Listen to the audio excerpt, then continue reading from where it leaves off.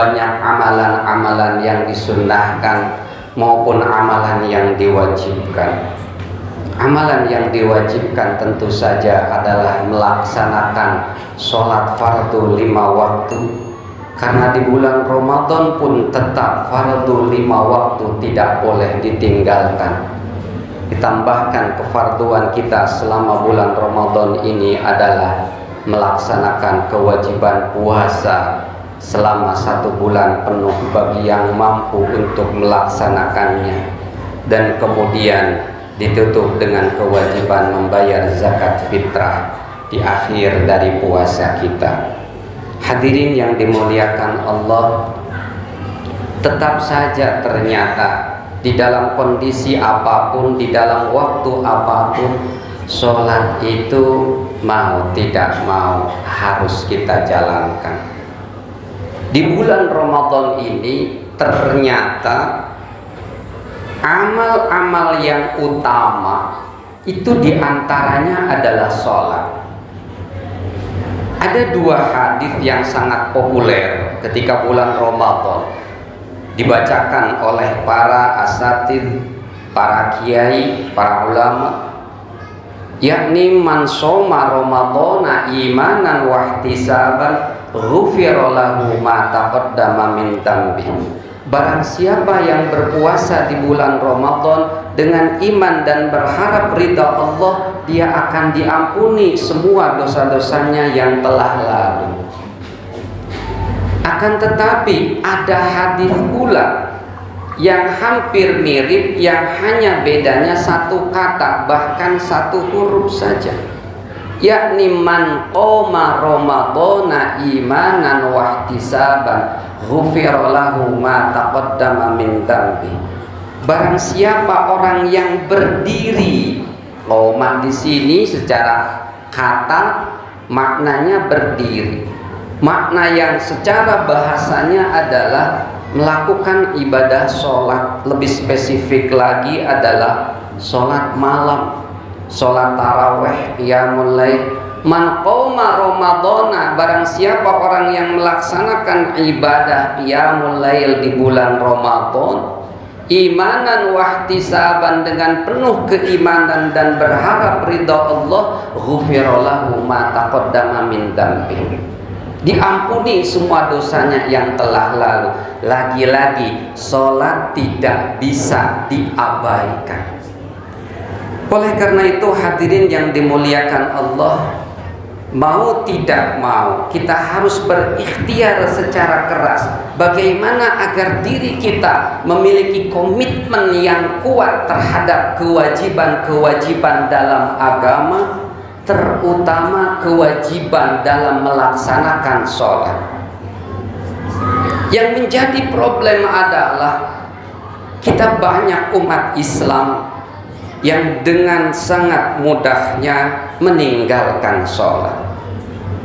Ada orang ditanya, Pak, sholat tidak? Enggak, saya enggak mau sholat. Kenapa? Sholat juga tetap aja miskin dari dulu. Sholat juga tetap saja sakit tidak sembuh-sembuh.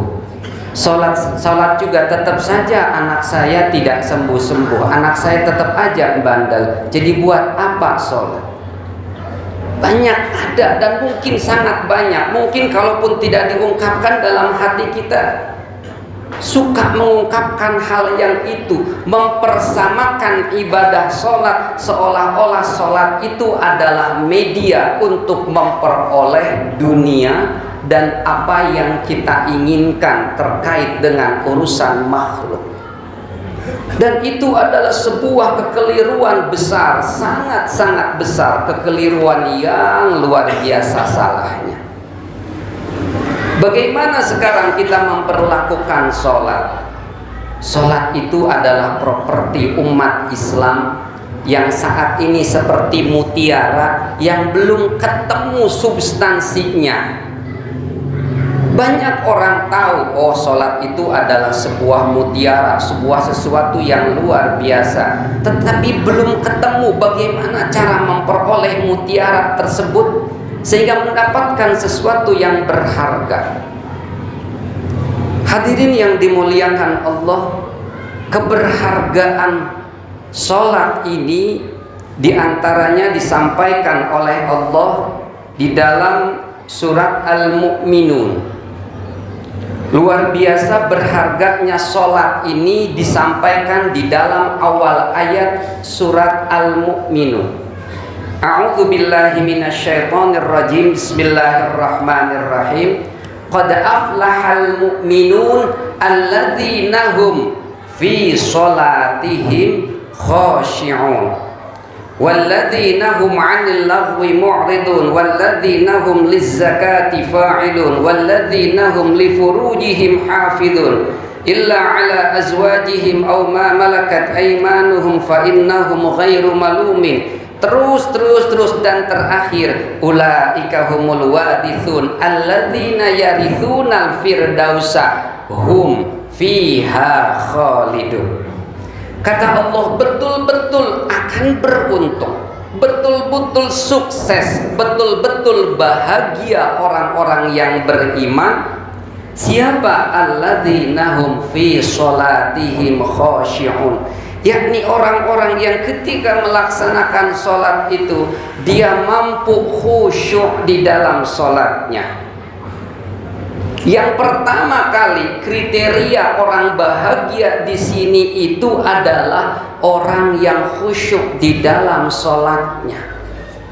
Artinya Bapak Ibu Bapak hadirin yang dimuliakan Allah, kalau kita ingin mencari kebahagiaan, ingin mencari ketenangan, banyak orang kemudian menggunakan uangnya atau hartanya untuk jalan-jalan keliling dunia dalam rangka mencari kebahagiaan dan ketenangan, happiness, kebahagiaan, cheerfulness, keceriaan. Mereka mencari kemana-mana, padahal kebahagiaan itu ada dekat dengan diri kita, yakni dengan apa? Dengan melaksanakan sholat. Qad aflahal mu'minun. Dan yang berbicara dan yang berfirman adalah zat yang menciptakan manusia, yang tahu banget karakter manusia. Artinya di sini ada mutiara bahwa kita akan bahagia ketika kita melaksanakan sholat dengan sholat yang khusyuk. Dan Rasulullah Shallallahu Alaihi Wasallam dengan tegas di dalam sebuah hadisnya mengatakan, wa ju'ilat qurratu aini fis sholat, dan dijadikan kesejukan hatiku, ketenangan jiwaku ada ketika aku sedang sholat. Ini PR besar buat kita, bagaimana kita mencapai kekhusyuan dalam sholat dan ketenangan jiwa dalam sholat. Dan di akhir rangkaian ayat ini berbagai kriteria, qad aflahal mu'minun alladzina hum fi sholatihim khashi'un walladzina hum 'anil lagwi mu'ridun. Di dalam beberapa kriteria ini ada keistimewaan terakhir yang disampaikan oleh Allah dalam surat yang sama, Al-Mu'minun ayat 10, ayat 9 dan 10. Ulaika humul warithun alladzina yarithunal firdausa hum fiha khalidun. Mereka itu adalah orang-orang yang akan menerima pemberian apa? Alladzina yarithuna firdaus, akan mendapatkan pemberian surga firdaus. Hum fiha khalidun, mereka akan kekal di dalamnya. Jadi orang yang melaksanakan sholat secara kuantitas dia utuh 5 kali melaksanakannya, secara kualitas dia mampu melaksanakannya dengan khusyuk. Di dunia dia pasti bahagia, di dunia dia pasti tenang, di dunia dia pasti terbebas dari stres, depresi, apalagi mental disability atau kegilaan. Di akhirat dijaminkan oleh Allah surga firdaus, surganya para nabi, surganya Rasulullah, surganya siddiqin, aulia, surga yang tertinggi. Oleh karena itu hadirin yang dimuliakan Allah, gimana sih strateginya untuk kita khusyuk? Sebetulnya dari beberapa pertemuan dan beberapa khutbah kemarin, khotib sudah menjelaskan beberapa pintu kita untuk khusyuk. Akan tetapi perlu mungkin untuk terus dilanjutkan ini, kadang-kadang karena kadang-kala kita lupa. untuk menjalankannya dan untuk mempraktekannya. Khusyuk ini adalah amalan hati, amalan batin. Sehingga ketika kita ingin khusyuk, maka yang harus kita, kalau kata bahasa Sunda, anu kedah diomean teh manah urang. Hati kita yang harus menjadi fokus ketika kita khusyuk. Yang dikatakan oleh Imam Hasan Al-Basri, khusyuk itu rasa takut. Rasa takut senantiasa yang lazim pada hati, takut kepada Allah. Ketika kita sholat, indikator atau ciri kita khusyuk diantaranya adalah, atau kita bisa katakan pintu untuk menuju khusyuk adalah khauf atau rasa takut kepada Allah.